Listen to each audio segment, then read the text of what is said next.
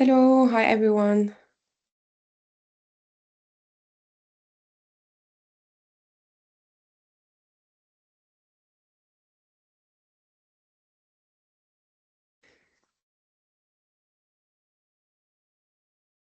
Thank you all for joining. We're happy to have you here as we start our first webinar for the series of mobility meetups. So we're going to maybe wait just a few more seconds so the time that all the attendees join. We're already 9 in the room, 19 actually. We were 9 in the beginning. So as this is a webinar, your microphones won't be active, but we will try to make this as interactive as possible. And we promise you that you will not be bored. And we'll have time for interaction during the session and mostly at the end of it. So thank you all again for joining. This is the first mobility meetup, and the title is Innovative Approaches to Connect with Citizens. I'll be presenting with two of my colleagues, Eva Bu and Rebecca Sinai. We're both from two partners from Mobilities for EU project, and we'll be presenting these key insights to you today. So Rebecca works for Steinbeis Europa Zentrum, and Eva and myself, we work for We Right Click. So what is Mobilities for EU and what are we going to do today? So just a quick overview on the agenda. So we're starting with the first welcome. We'll try to get to know each other.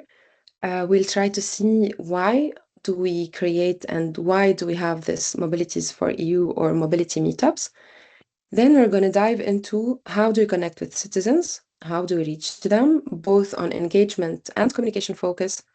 We're going to check together a case study, which is the dream case, and then we're going to just simply test and learn together. So first of all, let's get to know each other. We're not sure if you're familiar with Mentimeter, but we'll guide you through it. So Mentimeter is a tool that helps interactions in remote settings, let's say. So for now, I'm going to try to share my screen through the Mentimeter. And you'll have a QR code that we invite you to scan.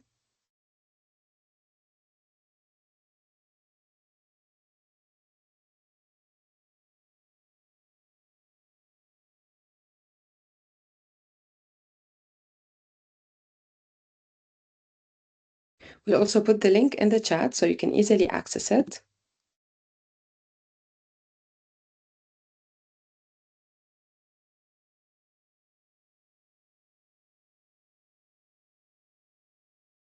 All right, can you see my screen now?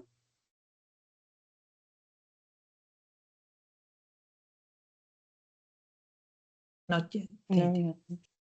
All right, so this is the Mentimeter in the chat.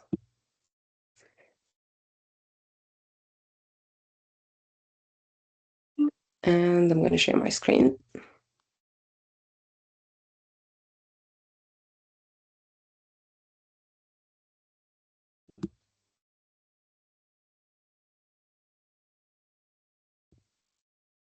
And let's go. So welcome again. This is the first meetup, and we're going to go through some quick questions together. Meanwhile, I will ask my colleague Rebecca, if possible, please to put in the chat of Teams a link for you to put your contacts. So, of course, you have registered for the webinar, but we also need to have or to learn a bit more about you, to know your contact details, and to see if you are interested in having more information on the upcoming webinars. So if you can just please fill your name, contact details, and leave us your consent to be contacted for future events. You don't necessarily have to do this now, you can do this later, but you'll have the link for it. Welcome to the meetup, and let's go with some interaction. So what you need to do is either simply connect on the link we put in the chat, either scan the QR code, or also open your navigator from your phone or from your laptop, go to menti.com and enter the following code, 73693230. And what's the point from all this? The idea will be to be able to live collect some answers from you and see them together on the screen. So the first question that you normally now have on your phones is, in which country are you based? Okay, so this looks like it's working. I see there are 31 people connected already. So the bigger the word is, the more we have people from this country. So apparently Germany is the first for now. We have people from France, Italy, Spain, Belgium, the Netherlands, Malta, Finland, Sweden, Spain also. So that's good to hear and nice to see a diverse range of participants. So our next question is as simple as, why is this topic interesting for you and what made you register to this webinar? So this will help us learn more a bit about you and see why you're here, and confirm also what insights we can share with you.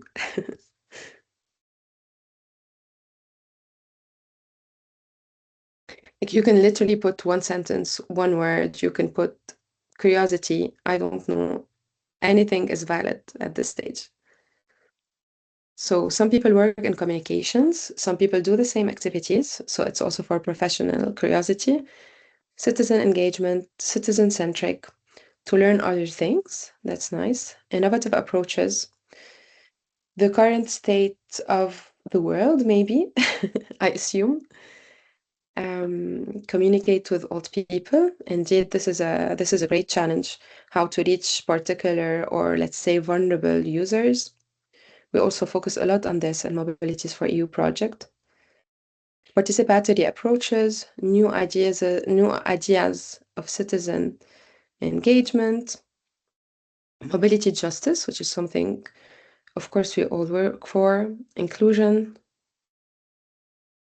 use info in design, reach vulnerable targets, and I think I've covered them all. I'm not sure.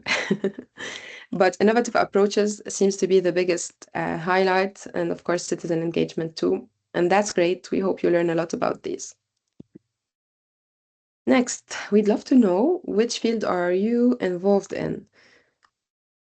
So be it research and academia, NGO, if you're a student, if you're part of EU institutions, national, regional, or public authorities, if you're an urban mobility transport authority or operator, technology, digital solutions, or also work in the urban planning infrastructure, sorry, and engineering, or any other kind of employment or unemployment.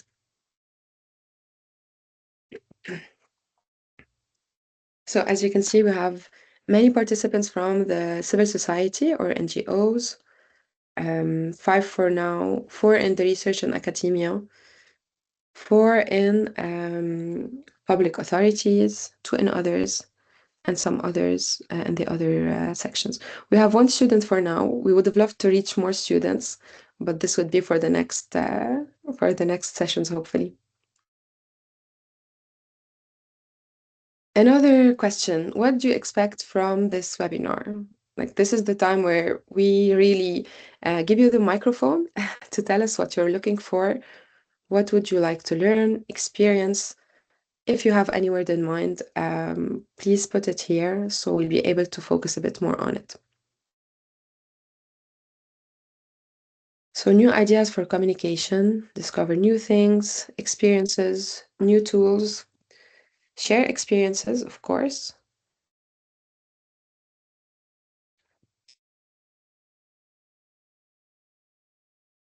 The word experiences comes back a lot, be it to share, to discover, collaboration, creative approaches, meet new people,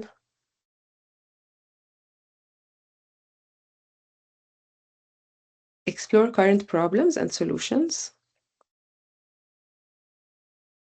And that's great. I think we have what we need, and we can move to the next slide. All right, so I'll go back now to our presentation to show you what we're talking about. Rebecca, if possible, please, if you can reshare the initial document from your side and I'll take control. Up. And we'll tell you more about the Mobilities for EU project and the Mobilities Meetup, why we're here and what is next for sure. All right.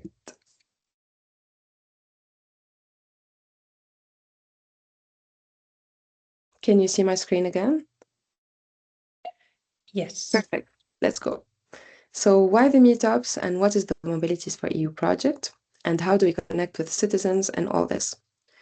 So for the ones who are not yet familiar with the Mobilities for EU project, Mobilities for EU project is a European funded project that involves 28 partners.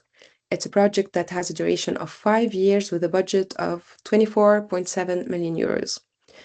What do we do in this Mobilities for EU projects with all these partners that you can see the logos of on this screen? What we do is that we are trying to test, prototype, and experiment in 7 different European cities new mobility solutions and new mobility concepts to try as much as possible to address citizens' needs and locals' needs with all the diversity that we have in the 7 different cities, and also to help bridge the gap or to do this transition between the research, the technology and the development, and how the citizen see, experiment, and test all this. So this is what we do in this project. We're working with 27 solutions in all these different cities, and we will tell you more about them. So maybe to quickly present myself, I'm Cynthia Karaki. I work with Eva Bou in We Right Click. And We Right Click is a French-based nonprofit organization partner on this project. And we're responsible for Work Package 1. Work Package 1, for the ones who are familiar with European projects, European projects are divided in work packages, and we're leading the UT Lab, which is the citizen and stakeholder mutual engagement, with different tasks. The main one of them is creating urban mobility labs in the 7 different cities, but also one more important one is the capacity building and upskilling. And this is why, with other partners of the project that are also working on capacity building, we have created these mobilities meetups, and this is why you are here today, to have a space where we learn about mobility, where we engage, where we interact together and learn things from each other's experiences um, in a nice and interactive way. So this is the first session. It's inclusive engagement, and we'll be learning a lot more on this in the next slides. So we mentioned mobility labs, and the word living labs is a very trendy term, but what does it mean practically, and how do we do this? So a living lab is a space where people gather, interact, and co-create things together, be it services, products, ideas. It's a space where people engage in different ways and in different tools and methods. These are spaces for open innovation in real-time environment. They are implemented in communities and engage multiple stakeholders. They're really based on co-creation, on research and innovation activities. And most of all, they really place the citizens and the end users at the center of all these activities. So how did we set up these labs with the 7 different cities? So as you saw on the previous slide, the cities we have in Mobilities for EU project are very diverse. So we have 2 lead cities, which are Dresden and Madrid, and then we have 5 replication cities that are Ioannina, Sarajevo, Trenčín, Gdansk, and Espoo, which makes it quite a challenge in order to be able to adapt all this to local context and make sure that whatever we design, whatever we co-create makes sense to all of them. So in order to set up the labs, we started first by doing workshops and engagement activities where we defined the vision and mission of each one of the labs, of course, as per the local stakeholders. What do we want to achieve behind all this? We worked on a governance structure where they developed what do they want to put behind it, how does it work on a strategy level, but also on an operational level. And we defined together a roadmap of the activity to co-create and validate all this with the key stakeholder. Today, we have 7 living labs that are active and up, and what is their actual role? And how do they also help us include citizens and do inclusive engagement and design and mobility? So the role of the living labs is based on these 3 pillars: social acceptance, user-centered design, and community engagement. Social acceptance is really the base for all this because any technology, no matter how important it is, cannot succeed without social acceptance. For that, we try to use user-centered design, where we put people at the center and understand their needs, their profiles, their concerns, the barriers also, and we try to address them by the design. And of course, for all this to work, we also do community engagement to interact, showcase, and communicate with those stakeholders on all this. How does it all look like? So if we focus on how it looks like, this is what we get. So what we see here is an example of activities and outcomes we did while creating the living labs. You can see some governance models, some timelines of the activities, some stakeholder mapping, also to make sure that we're including everyone and that we do not really leave anyone concerned behind. And for that, we did a number of activities that helped us reach this outcome, and you can see them listed on the left. Today, these 7 urban mobility labs are launched and in operation, and we help them with certain tools. What are these tools and what do they look like? So at We Right Click, we create engagement tools and educational tools because we believe that traditional tools for engagement might not always work. So this is a set of the toolkit we have developed for the cities, and they're now equipped with it. We sometimes have one tool in a language, but not in the other, but we always adapt and translate based on the needs of the city, based on the activities and events they are planning. And I'll show you a quick list of all this. So we've created an e-city game. We've created a mobility digital display. We also created for one of the events a mobility educational game and coloring book. We try also to address kids differently with games to make them, for example, understand autonomous robots through a certain demo. And we also try to create visual to make things make sense and easily understandable for people. What's the eCity game and how does it look like? Maybe at the end, we can also send you the links if you wish to experiment this yourself. This is the eCity game that we have created. So it has 2 levels. It's a digital one. It's interactive. People simply enter the level they prefer, be it level 1 and level 2. It has been translated to 4 languages until now to be used in local events by the Living Labs. And the idea is to try to challenge the player in certain scenario-based and to ask them which mobility behavior or which energy behavior would they choose, be it A, B, or C. Based on their answer, we would explain and say if the answer was valid or not and what would they learn from it. So they can do the 2 levels and learn while also having fun because game is a super nice way to learn and without being bored. Another thing we did, another tool actually, is a mobility display. So this is an interactive display that we usually display on touchscreen during open days or event, in which literally the citizens can zoom in on a touchscreen, explore each city, discover the living lab, what does it mean? And also, as you can see on the 2 last pictures on the right, they can literally see each one of the innovation, what they are, what the pilots are, where are they implemented in the demo area, and learn more about all this. To conclude, we mentioned that you organize open days also to connect with citizens. This is a bit how it looks like. There are different ways of doing it. Until today, there are more than 25 local activities organized. My colleague Rebecca will talk more about them from a communication point of view. In these activities and in these events, all the tools that we have previously shared are also activated for engagement. And I now land the floor to Rebecca that will tell us more how do we really reach them from a communication point of view.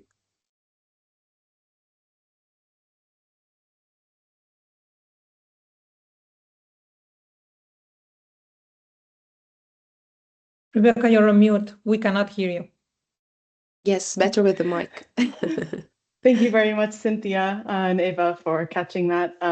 It's nice to see you all here, and thanks for joining us. And thank you, Cynthia, for the thorough introduction of the project. So my name is Rebecca Sinai. I'm a communications manager at Steinbeis Europa Zentrum. We're an innovation management firm based in Germany, and I am leading the Mobilities for EU communications activities. So my presentation today will take us more specifically through the project's communications approach. So again, if you have any questions, please feel free to include them in the Q&A, and I'll do my best to answer following my presentation. So as Cynthia's mentioned, with all of the cities in our project, our work is then often translated to 7 additional EU languages. So our project works in different cultural contexts, and the communications work we do really aims to be flexible and adaptable to each scenario.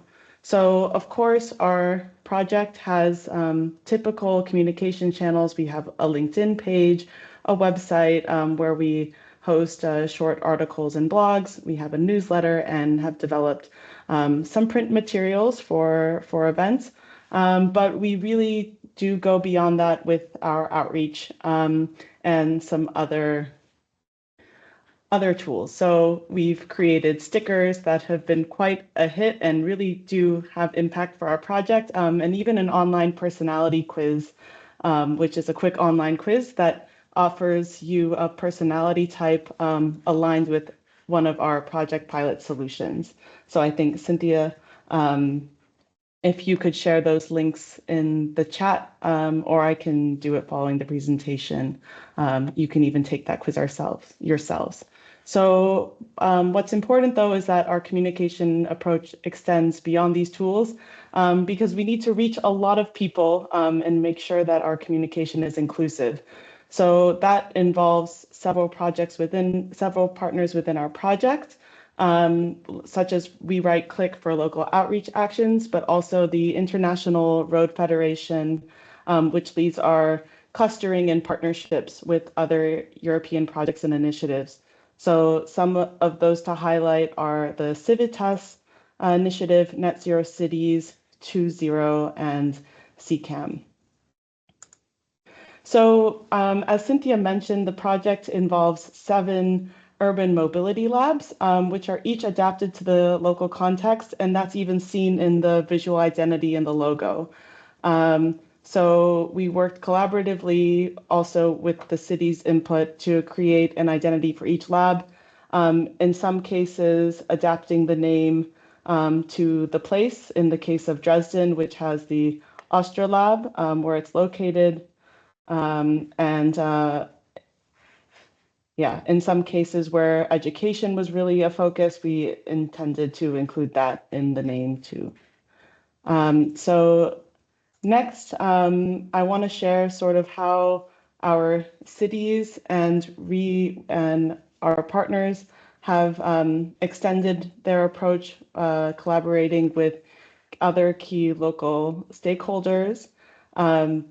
In Dresden, they've done a host of open days and events locally. For example, they had a Stadtforum opening, which was an opportunity for our project to discuss future mobility, but also try to make this complex technology more accessible through an interactive demonstrator, and also the eCity game that Cynthia has previously mentioned. In Gdansk, one of our replication cities, the city gathered over 30 students from local universities, from architecture, transport, and spatial planning to co-design better public spaces in their Oliva district. And then in Espoo, we had a stand at the University Welcome Fair, which was an opportunity to show incoming students where to find safe bike routes, parking, and better cycling and public transport integration.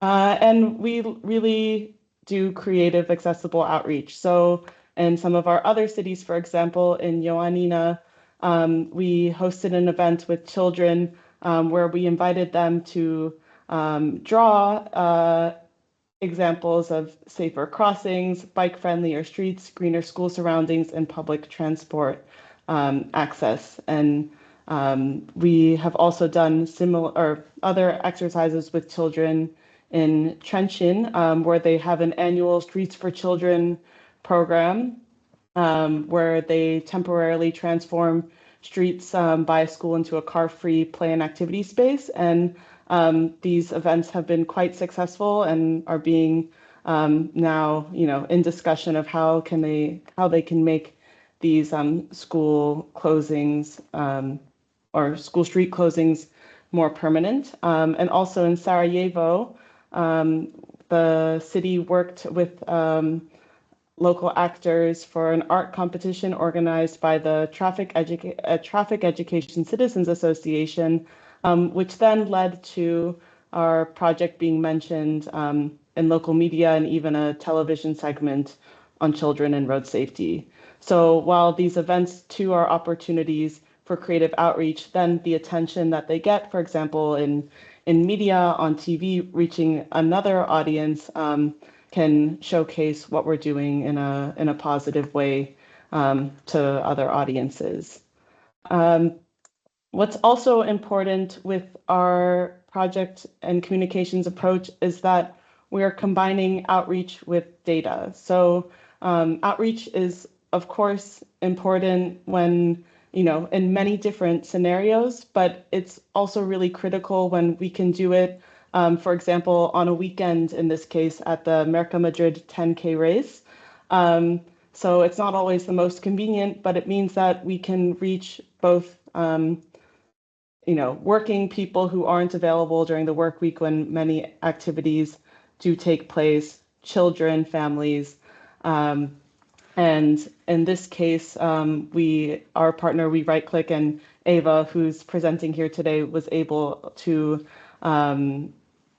oversee this booth and do direct outreach in Spanish with the Merca Madrid race attendees and staff.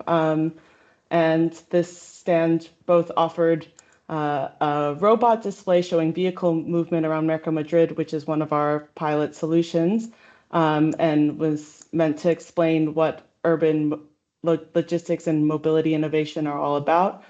We conducted surveys with attendees, but then there was also a coloring book for children available so that everyone could be engaged. So we're just 2 years into our 5-year project, and we're excited for our approach to continue to evolve, especially with the partnerships and feedback we get through capacity building activities like today's. So we encourage you to follow us on LinkedIn if you're not already connected, and also check out our website so you can learn more about all the different activities we've hosted so far, and also stay up to date with the latest news. Thanks so much, and look forward to Ava's presentation and diving a bit more into the interactive components. Thanks a lot, Rebecca. I put, just in case, if you have any questions or you want to interact with us besides the Mentimeter, we have the chat here, so please don't hesitate to ask questions through the chat and we will read them as soon as we can, okay? So as a follow-up on this, we believe that this case was an interesting case to share here in this first meetup. I personally work in this case, which was the launching of a new mobility service as a new case study. Let me, start presenting. I haven't presented myself before. My name is Eva Bo. I'm a co-founder of the French nonprofit association, We Right Click. And we work with Cynthia in this project that has already 2 years. So we are very much involved in the labs and in the launching of the new services. And that's why we believe that this case study is interesting for today. So launching new services in cities is growing at an unprecedented speed or pace. But the problem is that if they are not designing properly, these can generate problems in cities related to many aspects, but mostly to the use of space and safety. So the main question that we have is how to launch these new services that are win-win for cities, citizens and stakeholders, that we can create this atmosphere or environment that it's a win-win for everybody. And what is the link from this case with mobility? So we have parallel things that we believe that were interesting for presenting it today. So first of all, mobility services that are strongly linked with climate neutrality for sure. Secondly, we work a lot in this case in the co-design with the users on the new mobility solutions.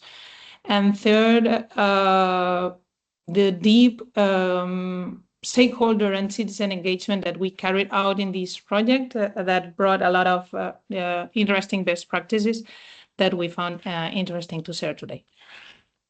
So let's start. This was a project funded by the European Commission. It was called the DREAM project, founded by H2020 program, and it lasted 2 years, from 2021 to 2022, so 4 years ago.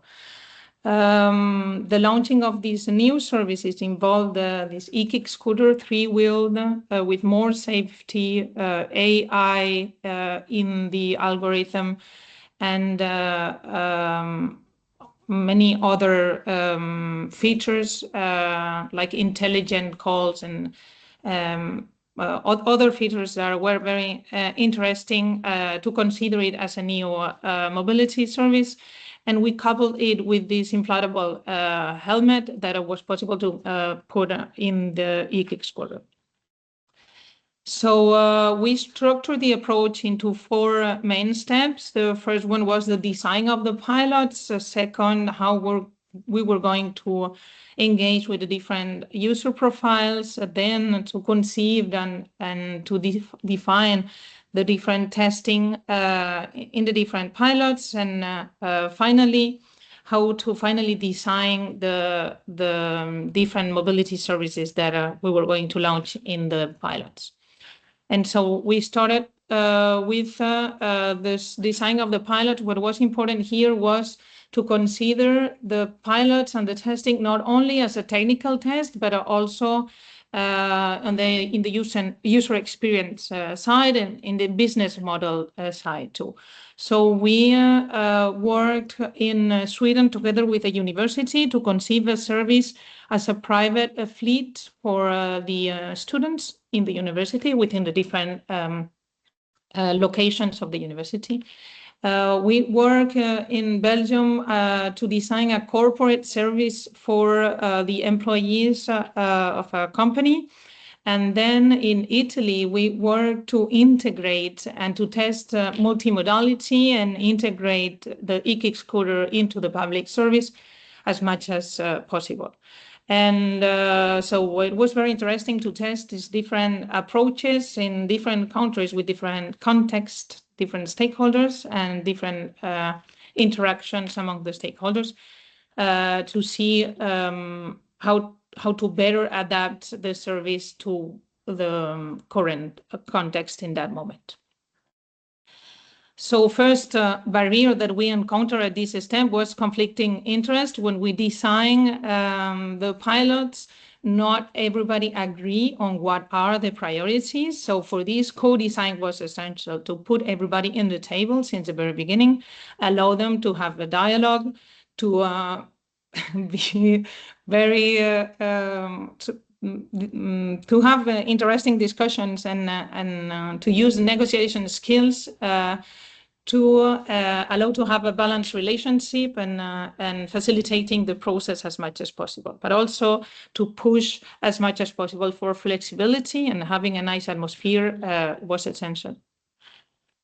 Then second step was the pre-pilot phase. So as we are working with people, and it's people, citizens that are going to use the services, we need to understand them. We need to understand why they are using what they are using as a mobility mode.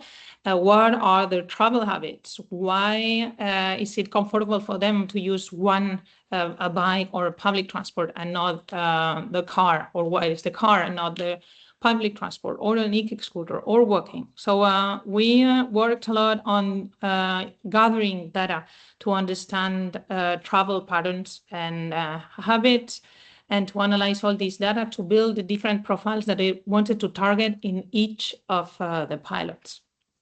Again, here the barrier was how to reach all of them, so to ensure that it was inclusive, the whole process. In here, analyzing the data and to be sure that we were classifying the profiles that we wanted to target was key. And also in this step, I would say that having local partners to support the recruitment of the different user profiles is also very important. So we had different strategies to recruit and to promote the project, to talk to citizens, from local open days to pop-up stands in the universities or in the companies. Having straight interviews to gather as much information as possible was key. So in this case, do not underestimate this phase was essential for us for the rest of the success of the project. Then the next step was to focus on the pilot phase. So in here, we had to define the user experience of the pilots, how the testing was going to happen, when the user was going to pick up the e-scooter. The design of the pilot was different in each of the pilots, but in general, I would say that the user pick up the e-scooter, had 1 week to test it, and drop off the e-scooter 1 week later. We had different interactions during the week with the users. We had an app to provide feedback and different communications and reminders, also engagement and incentives to boost engagement and participation. Then here the barrier was how to obtain acceptance and collaborations from users.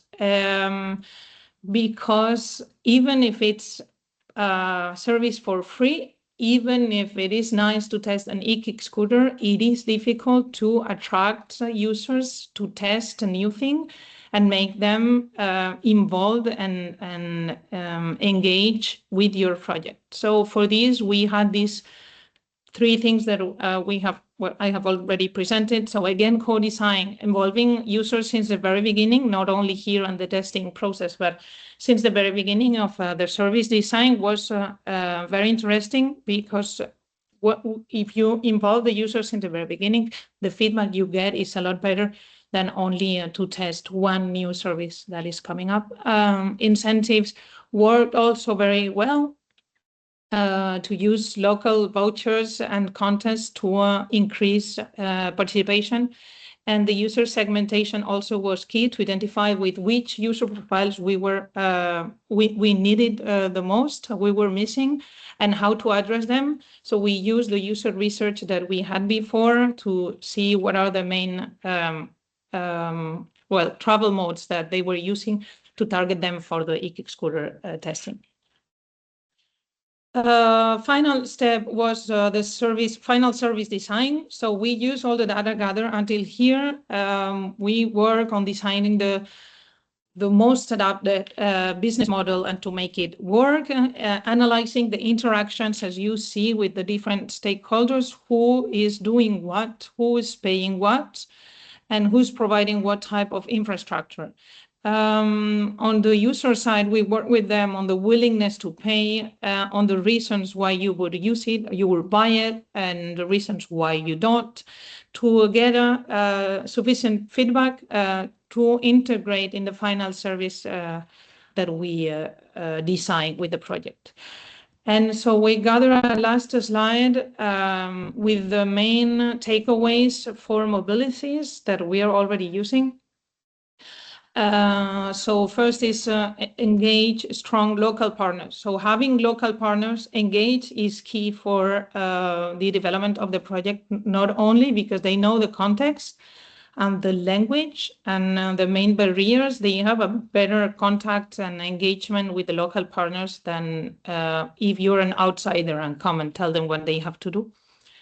So their commitment is key. Make feedback easy. So if it's already difficult to make citizens come and talk to you and give feedback, they are not going to do it. So it has to be easy, fast, and they don't have to lose much time, and do it as easy as possible. Then choose the right channels. So we had in mind having an Instagram contest, but for example, this wasn't that much applicable for the senior male engineers that we had in Brussels. So adapt the right channels to the right audiences. Understand local behaviors. So again, user research in this case was essential to understand what were what were the main travel modes that were more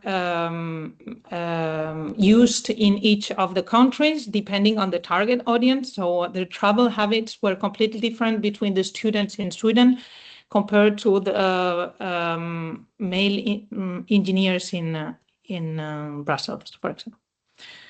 And then create meaningful incentives. Of course, these also work well to engage and to make it worth it, not only because it's a test of a new thing, but also because they will have something in return. These can work well into different areas and testings in order to get sufficient feedback for the testing of the new solutions. So this is it.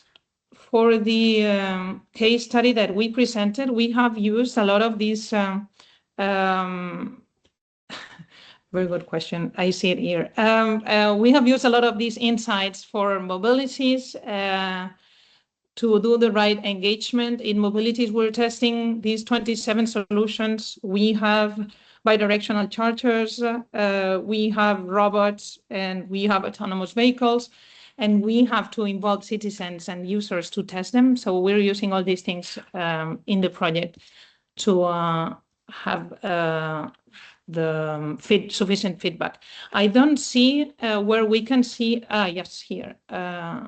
Yes, so apparently the question Q&A, yes, apparently the Q&A doesn't seem to be active, but please feel free to put your questions in the chat. And I Eva, you saw a have question, no? Yes, so why did you choose the e-scooter as a vehicle? Yes, a very good question. So I would say it's a timing thing, because maybe now e-kick scooters are not that trendy. So you have to look into 2020 before COVID. When we prepared the proposal was 2019. And so the use of e-kick scooter at that moment was a lot more pushed, even by municipalities. And then COVID came, and then municipalities started to wonder if it was the right approach to use it. But I would say it's a timing thing. Yes. We did consider safety aspect. It was an e-kick scooter that enhanced different of the main barriers or safety barriers that had e-kick scooters. So we had this inflatable helmet approach to improve safety and to reduce the problems or barriers of not using the helmet. But the e-scooter also had a specific service for safety. So as an automatic call, as soon as you had an accident, this three-wheel make it more stable. So it had different aspects regarding safety that at that moment were appreciated by the users and the Commission.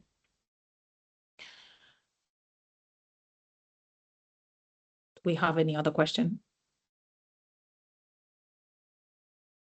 No. For the moment, it doesn't look like it. But please, anytime you have a question, just put it in the chat and we'll get back to it. So now let's go to the other use case. Oh no, I have a question. We have.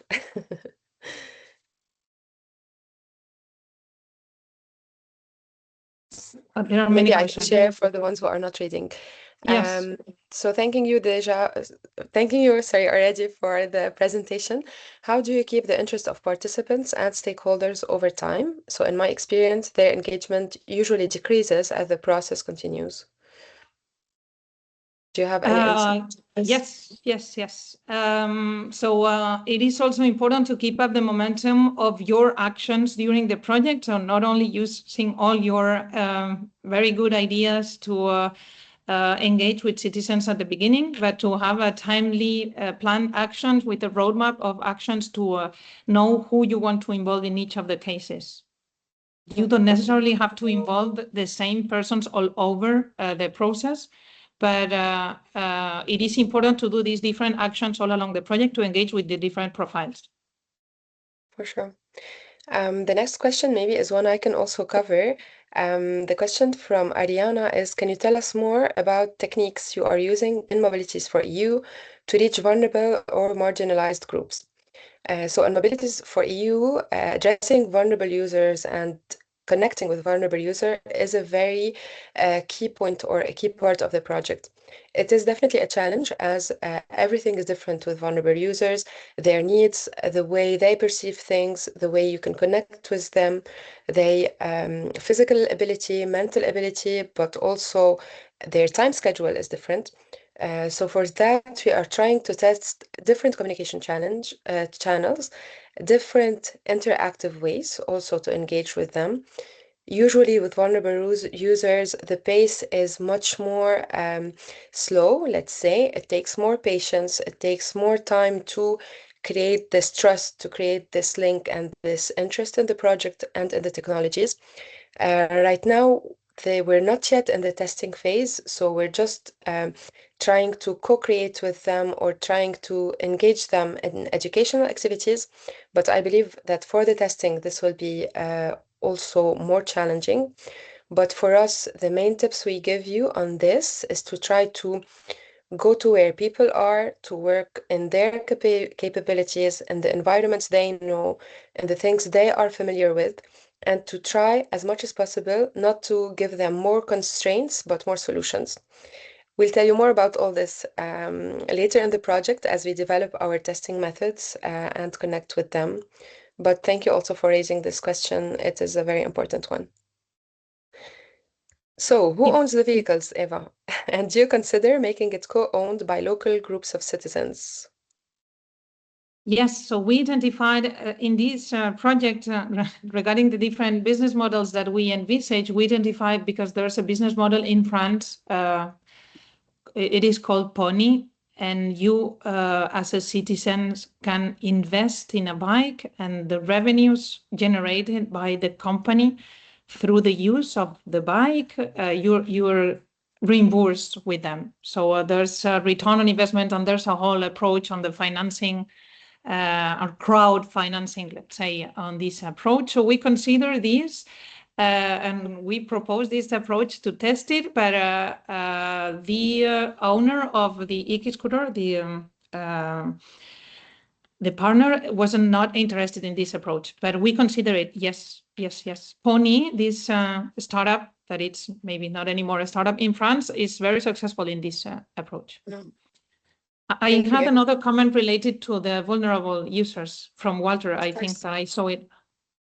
Yes, and there's an extra question on it, like who do we consider vulnerable, if you wish to address it. So this is what I'm going to complement with Cynthia's comment. So I would say first is who do you consider? So you have to define what is vulnerable users for you, because depending on the service you're developing, you might consider on the context in which you are developing it. It can be one or another.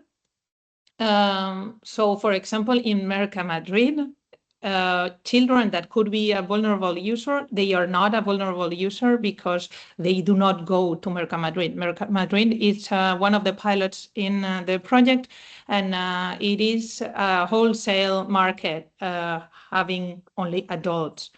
So in each of the cases or the pilots that we have, we define these vulnerable users that we want to target and involve, and we do specific measures to engage with them.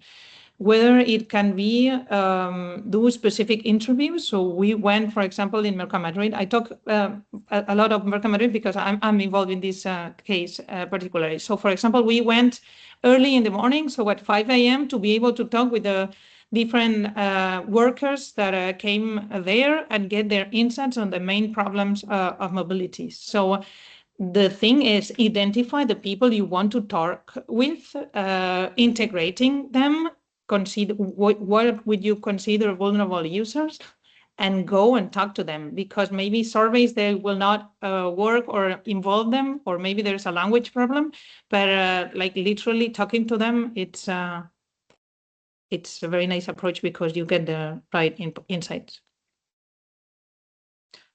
Are there any more questions?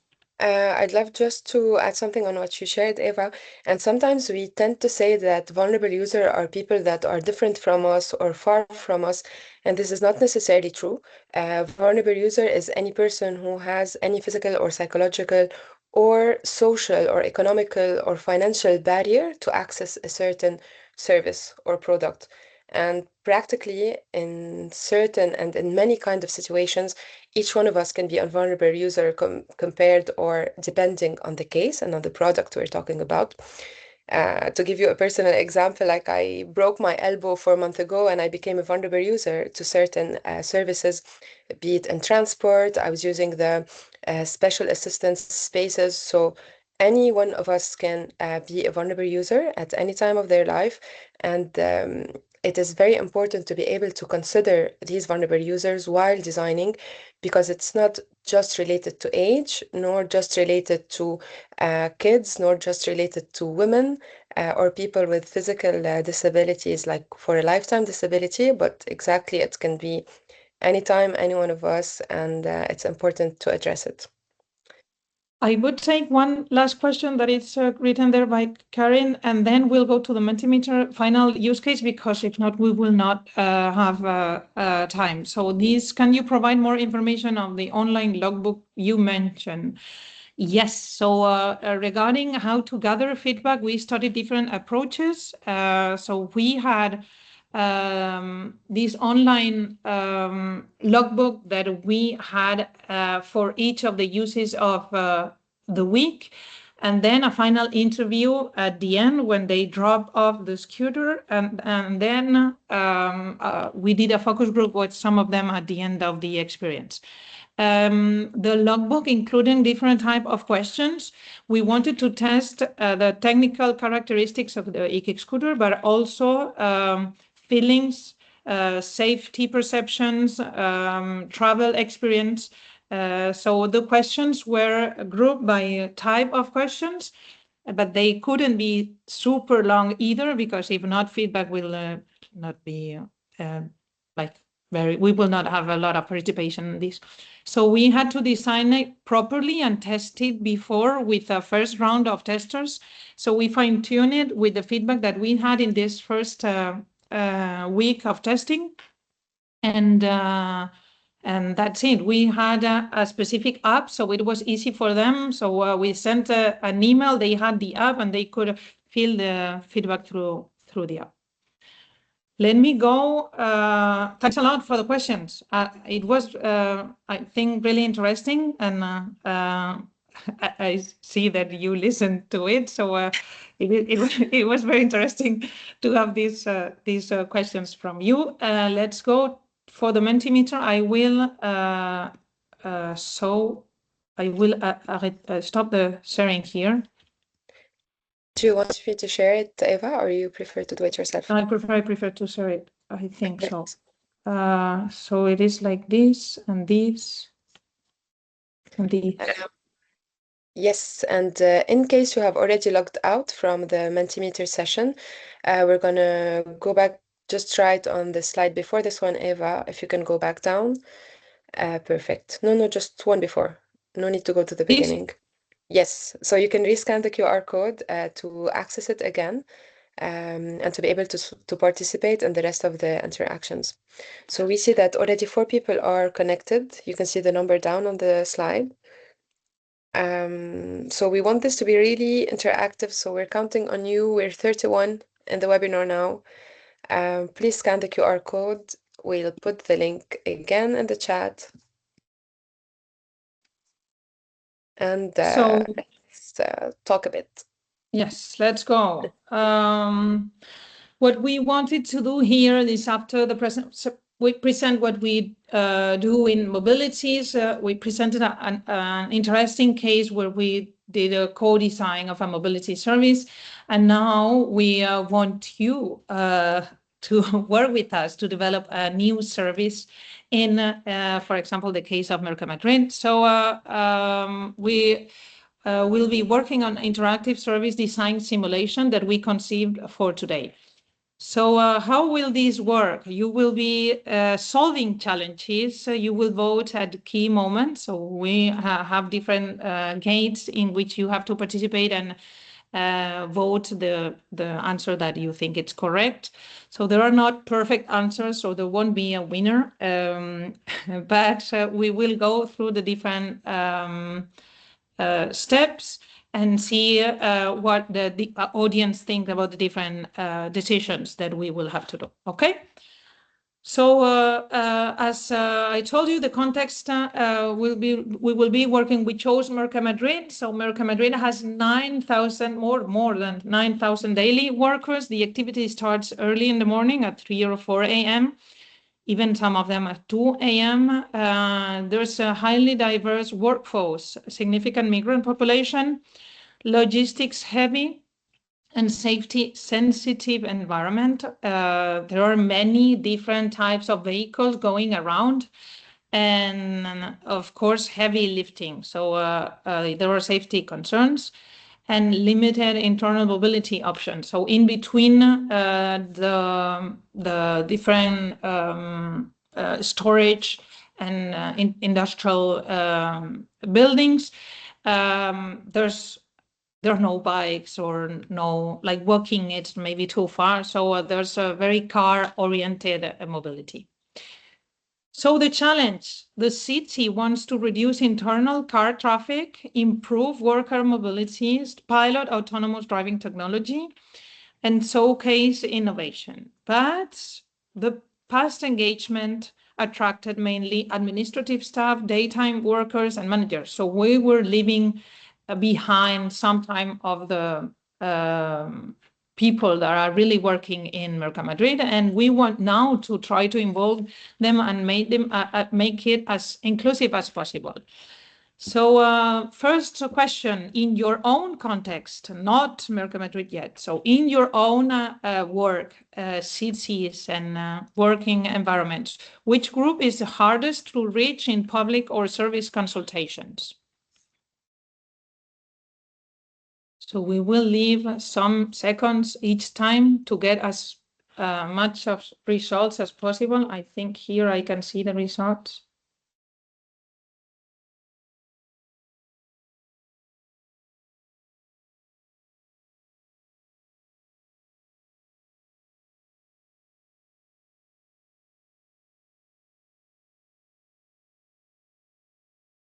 So as you can see, we have different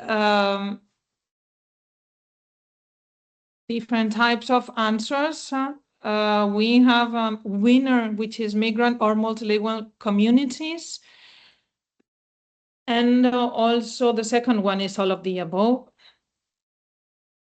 So from our experience, exclusions patterns repeat across context, countries and sectors.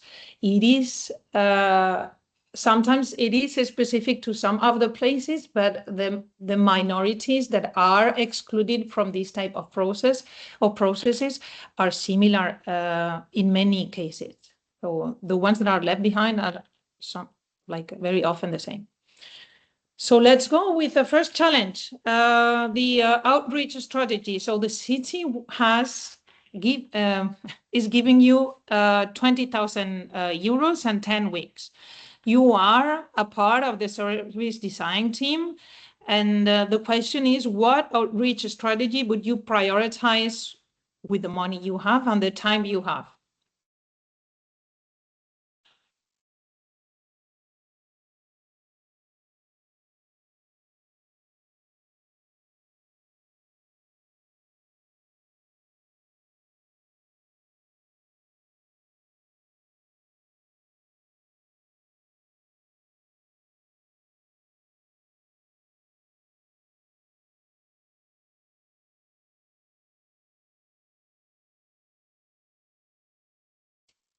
So as you can see, we do not have many voters of online survey. Yes, online survey, you can get a lot of quantitative data, but again, we're leaving behind the same people. Information stand at main entrance, it could be interesting, but we would reach the ones that are going through the main entrance. It depends on how, because you haven't visited it, it depends on how these buildings are organized, but there are many workers that do not go to the main building like for ages in the process. Partners with worker association and unions, this could be very interesting because we can reach them and have like real feedback. They can recommend us to talk to specific partners that they know they have had specific experiences. So it would also be interesting. And also mobile engagement team visiting shifts at 4 a.m. Even if this is not very comfortable, going at 4 a.m. and seeing the situations ourselves, talking to the people in this normal hours with specific short interviews could also work very well.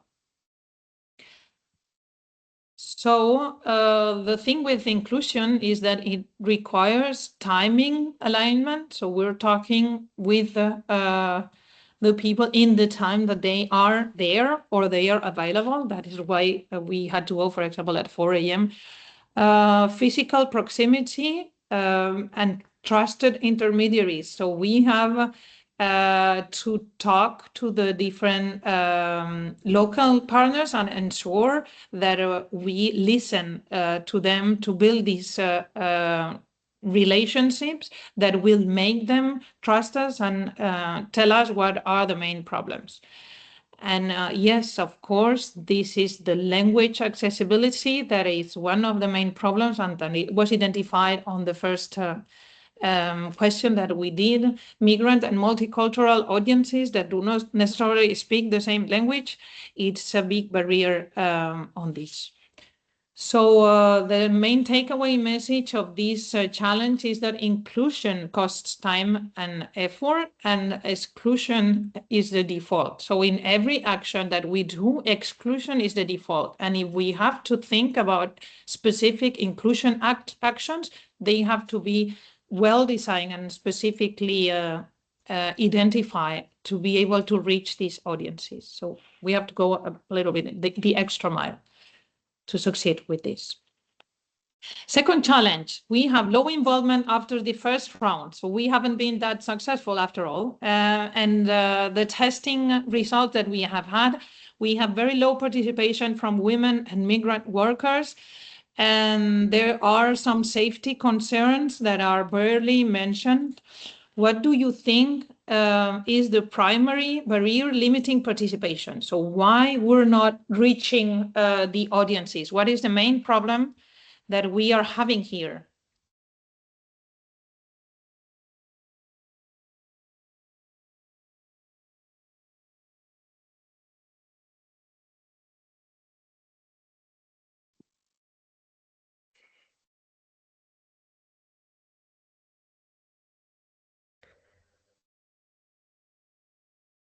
You do not need to think a lot of the answer. The first thing that comes to your mind, just press it. There are no names involved. And the idea is just to see what you really think about this and also spontaneously.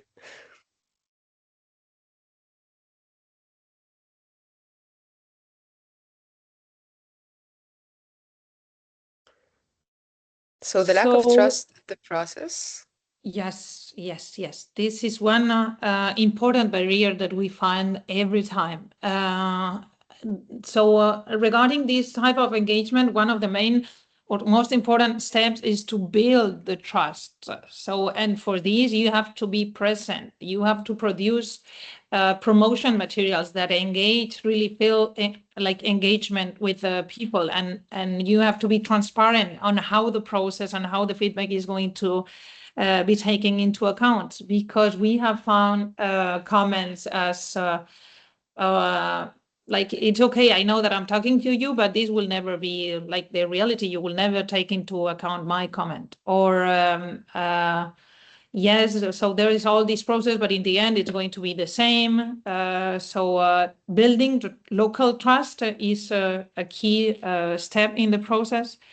And in this case, as we were working with autonomous vehicles, the fear of job displacement was also a concern that we identified in the process. And for this, again, transparency and explaining the different solutions that were going to be put in place and the benefits that the workers were going to have with the new mobility service was also key, is also key, even at this step of the process, to build this trust and engagement.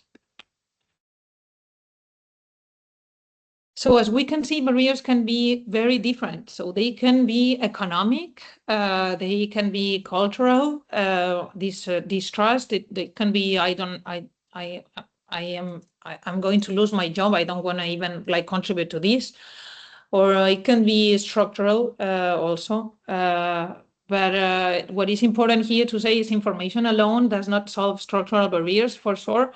So there are different actions that have to be done through open days, through different materials that we are communicating in each of the pilots, to ensure that the information is not only information, but we are building this trust. They see our faces and they see what we are doing, so that we can build this trust among the process.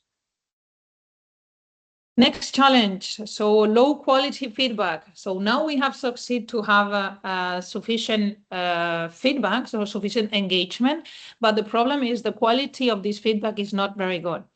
So what we have received, oh yes, it looks good. Technology, yes, technology is the future. Oh, I don't know, I do not have an opinion. It's not interesting, something like this. So what can we do in this case to improve the feedback that we are receiving? Again, there are 5 possible answers. So we can improve the feedback through different actions.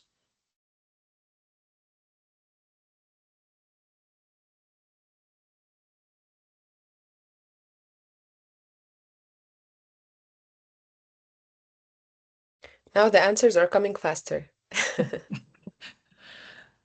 It's good, because we only have 20 minutes left. So we see there are these different options and we have different possibilities. Yes, facilitated small group dialogues. Let them talk and not only write in a short survey or even online like iPads, or like the physical and mixing physical and digital feedback. But really, one of the things that if you want to have qualitative feedback, it's a qualitative method. So talk to them, with short interviews, with street interviews, with these small group dialogues, because in these discussions, a lot of interesting information comes up about the main problems, what they suggest, what they have ideas, what are the fears that they are having. So it is true that these facilitated small group dialogues are very, very interesting. Yes, this one wasn't really that much interesting, but we put it just in case any of you consider it interesting. And then we have these three that, yes, so we talked before about incentives. This also improves participation. Scenario-based, as for example, this one also work really well. And ride-along testing sessions, this also is very interesting because when you see and you do the live experience, you get also interesting feedback. So depending on the feedback you're looking for, these options could be all of them interesting and applicable depending on the context that we have. The takeaway message in this case is that consultation is not deliberation, so better feedback comes from more effort for sure. So we can have either through scenario testing, through psychological safety, so no, of course, no consequences for critique, building the trust that we said before, and also having this direct experience with the users, getting this information along. Next challenge, mistrust. So we have talked about the trust before. The problem is, yes, you already decided it. It's not, nothing is going to change. So trust is declining. Also from the comment that we had before, at the beginning we can have trust, but like on the process, trust can be declining through the whole co-creation process. So what can we do in this case? What do you think is the action that could build again, do a boost in this trust?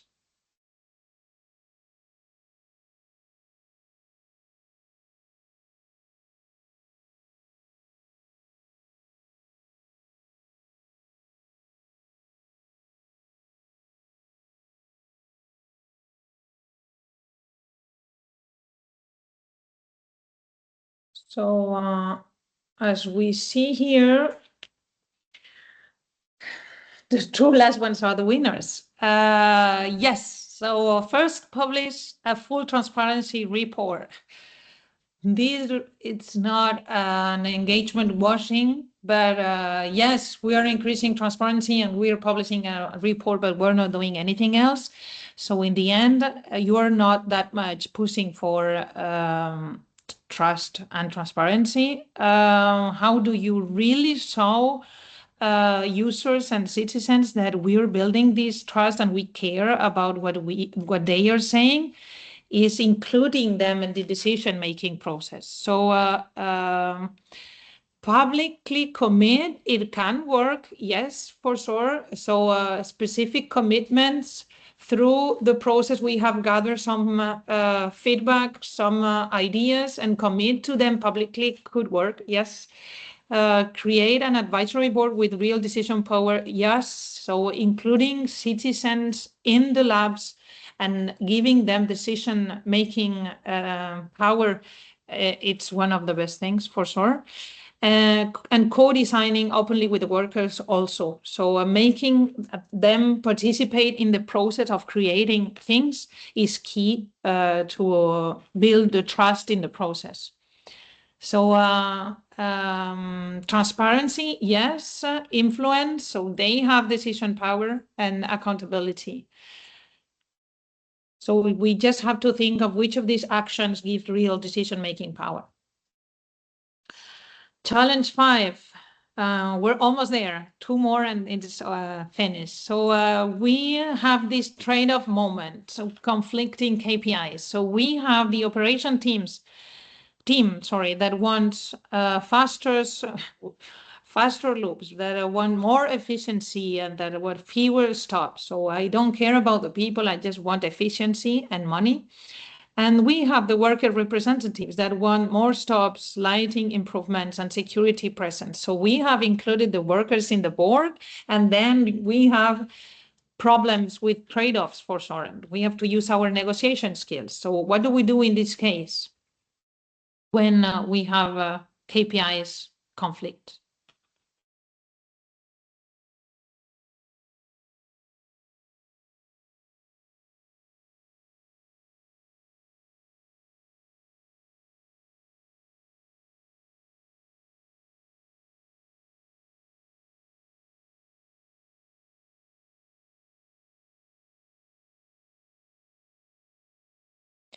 In this case, it will depend on who's the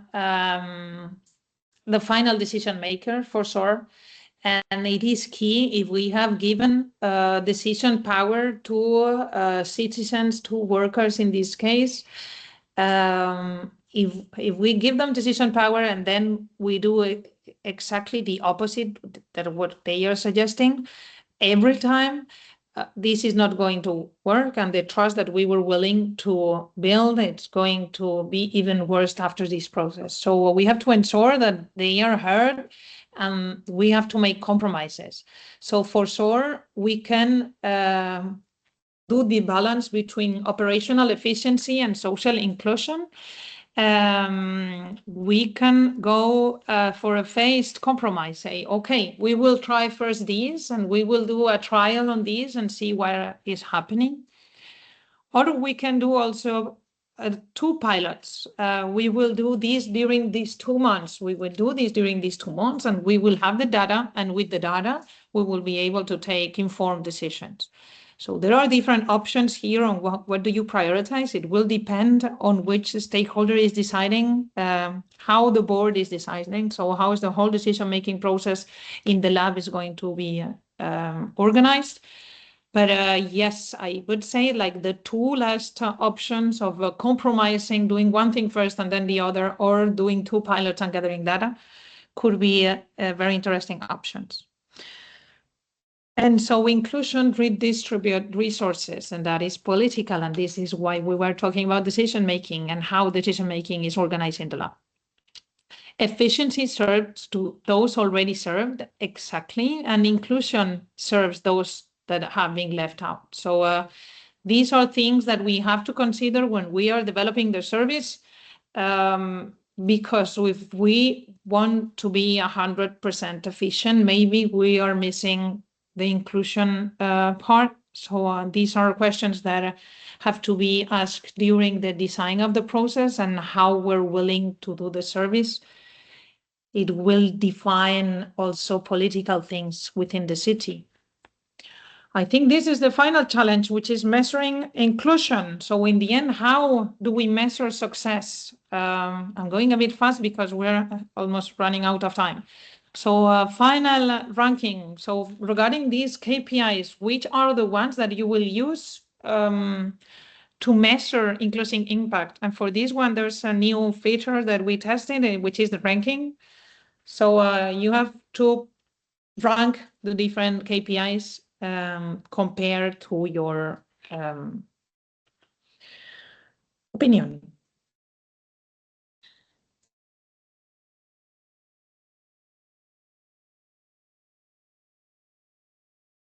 You just have to click on them in the order that you want, and it is done.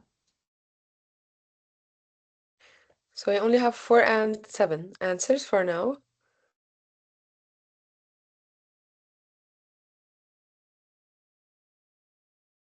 We hope Mentimeter was easy to use for you. It's true that we did not give you specific instructions on this, but we believe it's quite intuitive. And of course, if you have any technical challenge, feel free to put your comment in the chat. So we see the results that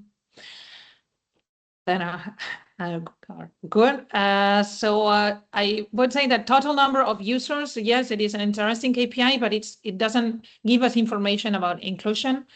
percentage of women users, it was a tricky one because yes, it could be an interesting KPI for inclusion, but the thing is, if we have not identified women as a vulnerable group in here, it wouldn't mean that much in the case.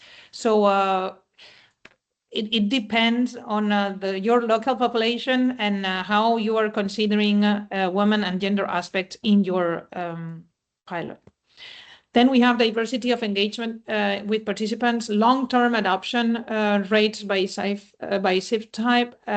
So it's very important, the long-term, so the impact that we are having and not only the short-term impact. And perceived safety improvement, it's also self-reported. So perceptions on safety are also very important in this type of exercises. So KPIs representation, who's using it, how it feels. So these type of perceptions are also very important. Would they recommend it, the trust that we have built and the access, who's still using it, if we have created long-term impact? Not only usage numbers for sure, so total number of users. These are interesting for the performance of the action, yes, but not that much on the inclusion. So inclusive engagement is not about collecting opinions, it's about redistributing power. And this is a key takeaway that we wanted, we want you today to have, for sure. Collecting opinions is very important, but giving decision power in the decision process, in the decision-making process, is essential. And so, yes, autonomous technology is innovative, but inclusive governance is transformative. And this is what we are targeting in mobilities. And this is what we wanted today to give you as a main final message. I think when this is over, Cynthia, I give you back the floor. Thank you all. Super, thank you very much. Sorry. Thank you very much, Eva, for all the questions and all the insights shared. Is my microphone on? Yes, it is on. If you have any comment, please feel free to put it in the chat, or if you have any question. I'll be resharing also the Mentimeter. Please stay there. And we're going to try to conclude this webinar together with the remaining 7 minutes that we have. And normally my screen is on full mode now. And let's go. Have you covered this? Maybe I can already. Okay, perfect. So to conclude this discussion, we try to make it as interactive as possible. We hope also with the tools we used for the webinar, you got ideas of what you can also do for remote discussions or online inclusions or connecting with people and citizens. We would have loved that we be able to literally have a time where we open all microphones and discuss together while raising hands and discussing insights from each one of the participants, because we believe you have a lot to share as users, but also as professionals. So to conclude all this, we'd love you to address this question. So what is a topic or an idea that you'd like us to further discuss or explore in the next mobility meetups? If you have anything in mind, please feel free to share it. If you have nothing to say, also you can share this later, because we want these meetups to be also participative and that people interested in mobility topics be able to have a say in co-creation of these capacity building times or engagement that we do together. So pregnant women, togetherness, elderly people, involvement, migrants, senior mobility, walkable cities. I see the theme of old people is coming back a lot, and of course it's a population that is growing a lot lately and requires special care and attention. And I see it going bigger now, so Thank you all for your inputs. Originally, the number of participants registered in this webinar, and like all webinars, was much bigger. So that's why we took the format of webinar without open mics. But let's hope for next ones we'll be able to interact and maybe also meet you in person more. Safety, of course, is a topic that is very important. Pregnant women, it goes back, participation reasons. And that's perfect. We'll keep all these for the next sessions that we are preparing. If it's hard for you to re-access Mentimeter, please rescan the QR code on the slide. It will be easier. And just to conclude, we'd love to thank you all for being here and for all the insights shared in the chat or also live. If you have anything to share with us, a comment, a feedback, a learning, maybe just a simple word that you're leaving with today, please feel free to put it in this section. It's helpful for us to have it, and it will help us also build for the next events that we will be planning. And you can, if you have nothing, you can also write nothing. So we really hope you took something with you from this session. Sorry, Eva, you said something. No. So we don't have any question. No comment, no learning, no feedback for the moment. I'm not sure if everyone is connected.